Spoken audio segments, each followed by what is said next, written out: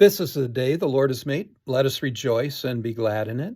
Our devotion for today, January 4th, 2022, is from the Gospel of John, chapter 9, verses 1 through 7. And I'm going to read the whole thing.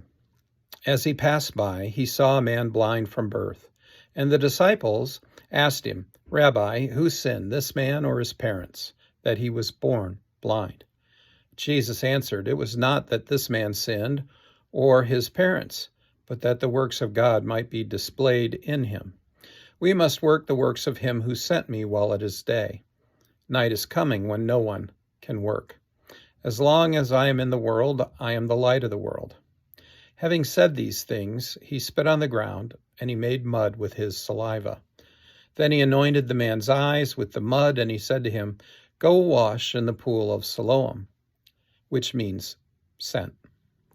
So he went and washed and came back seeing.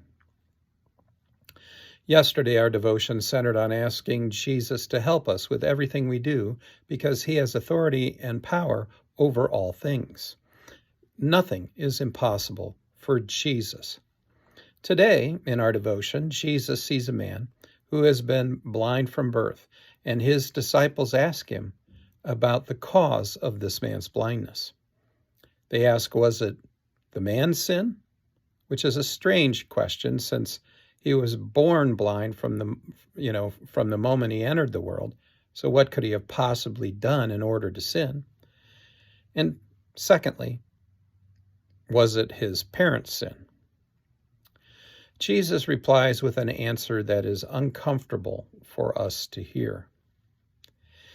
This man was born blind in order for the work of God to be shown in him. He was born blind in order that the work of God might be shown in him. What work of God? The miracle of healing that Jesus is about to perform on him. The healing is, this healing is to point people to Jesus, to point to him as Messiah and Son of God. That's why he was born blind.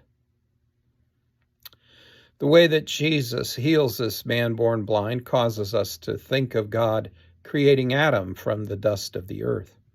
Jesus takes dirt and spit and makes mud, and then he goes to work fixing this man's eyes with the mud.